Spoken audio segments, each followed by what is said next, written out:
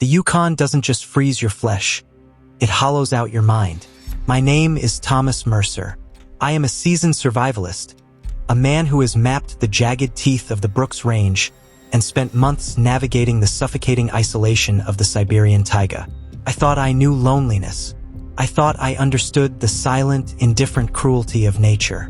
But the northern wilderness is not just a collection of trees, snow, and frozen rivers. It is an ancient, watchful entity. By the third day of my 14-day solo trek across the unmapped interior of the Yukon Territory, the silence changed.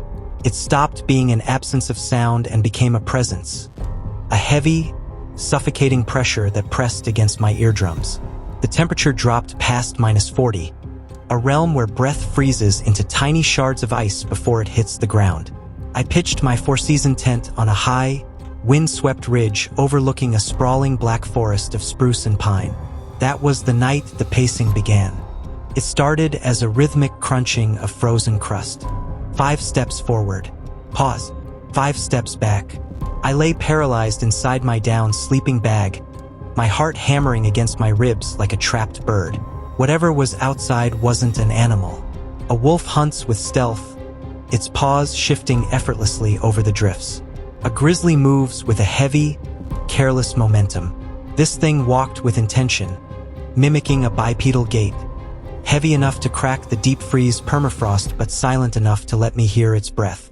It was a wet, rattling wheeze that vibrated through the nylon fabric of my tent, mere inches from my head.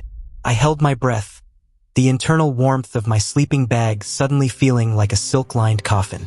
The sun in the Yukon winter is a cruel joke, a pale ember that scrapes across the horizon for a few hours before plunging the world back into an ink-black abyss. When dawn finally arrived, I unzipped the tent flap with a trembling hand, my hunting knife gripped tightly in my opposite fist. I expected to see tracks, deep, clawed indentations of a predator or the heavy boot prints of a stranded poacher. Instead, the snow was pristine. The wind had not blown. The air was dead and completely still. Yet, a neat circle of compressed snow surrounded the exact perimeter of my shelter, perfectly uniform, as if something had floated millimeters above the white powder, flattening it by sheer weight of presence. Panic, cold and sharp, flooded my system. I was 70 miles from the nearest outpost, a crumbling radio tower manned by an eccentric hermit named Silas. There was no rescue coming. No satellite phone could penetrate the anomalous magnetic interference that had plagued my gear since I crossed the border. I packed my gear with frantic, uncoordinated movements, my fingers stiffening despite my heavy thermal gloves. As I hoisted my 90-pound expedition pack onto my bruised shoulders, I looked down into the valley of black spruce. The shadows between the trees seemed to move, elongating and twisting against the pale glare of the snow, defying the angle of the sun. My plan was to follow the frozen artery of the Klondike tributary south toward Silas's outpost. The ice was a dull, opaque blue, scarred by deep fractures that groaned like dying monsters beneath my boots. Every step felt like a betrayal of my senses. The wilderness was completely devoid of life. No birds chirped. No snowshoe hares darted across the willow thickets. There was only the sound of my own ragged breathing and the persistent, maddening echo of my footsteps. By afternoon, the psychological toll began to manifest. I started seeing things at the edge of my peripheral vision. Tall, gaunt figures dressed in tattered animal hides, standing motionless among the dead trees. Every time I turned my head to confront them, there was nothing but jagged wood and shifting snow.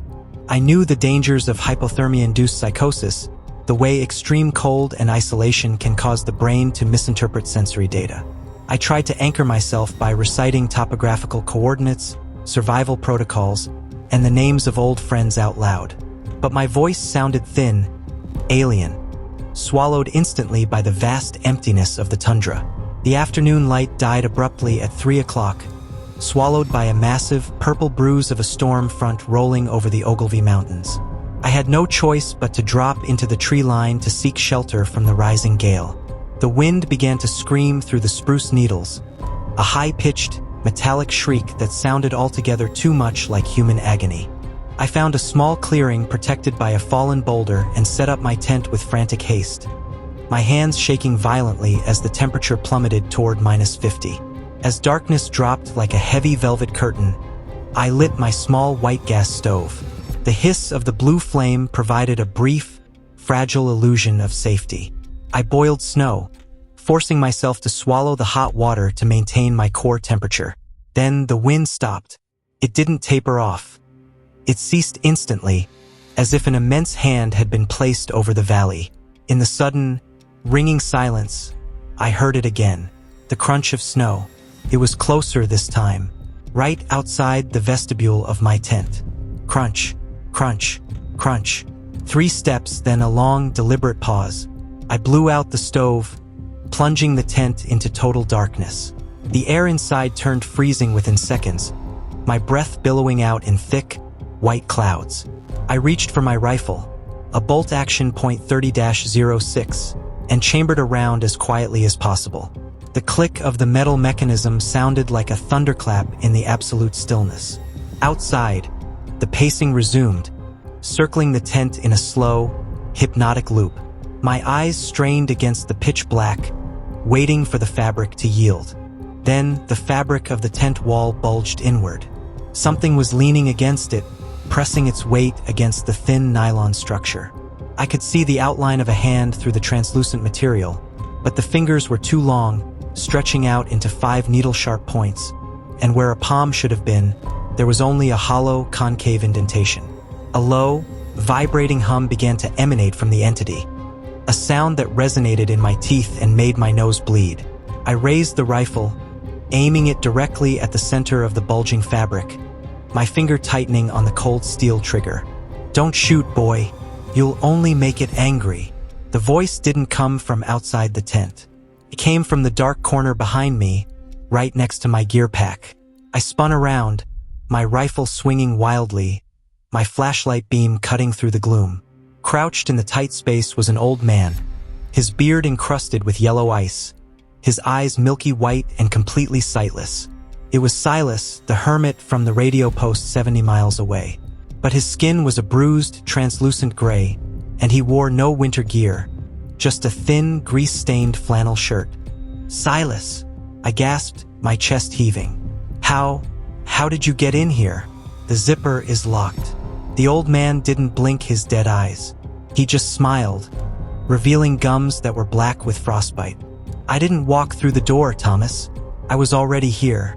The Yukon doesn't let anyone leave. It just changes the shape of their waiting." Outside, the pacing stopped.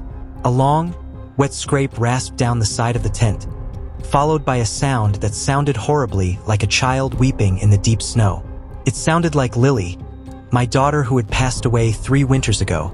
I scrambled backward, kicking my stove over, my flashlight beam shaking violently against Silas's face. The old man didn't move. He didn't even seem to breathe. The air in the tent grew so cold that the battery in my flashlight began to die, the bright white beam fading into a dull, sickly orange. "You're an illusion," I whispered, my voice cracking with terror. "You're a hallucination brought on by sensory deprivation and extreme cold. You're not real." "If I'm not real, Thomas, then who is holding the other side of your blanket?" Silas whispered back, his voice overlapping with the rhythmic crunching of the snow outside. I looked down. The edge of my heavy-down sleeping bag was pulled taut, gripped by a pair of pale, frost-bitten fingers that emerged directly from the snow-covered floor of the tent, defying the structural fabric beneath. The fingers slowly tugged downward, pulling me deeper into the freezing ground. I screamed, a raw, primal sound that was instantly cut short as the entity outside let out an answering roar. A sound that shattered the remaining glass elements of my gear and plunged the tent into absolute, freezing darkness. The walls of the tent vibrated so violently that the aluminum poles began to twist and snap. I felt the physical pressure of the sound waves hitting my chest, compressing my lungs until I couldn't draw air. Silas's blind face was inches from mine in the pitch black, his frozen breath smelling of stagnant mud and old wood. The fabric overhead began to tear. The sound of nylon ripping was like a gunshot. The sub-zero wind rushed inside, bringing with it a fine mist of ice crystals that stung my bare face. Through the widening gap in my ceiling, I didn't see the night sky or the clouds of the blizzard. I saw an enormous, unblinking eye rimmed with pale, blue frost, staring directly down at me. The pupil was a vertical slit, vibrating with the same rhythmic, maddening pulse as the footsteps in the snow. If you love and want the part 2, follow, like, and comment part 2, and I will deliver it in a day.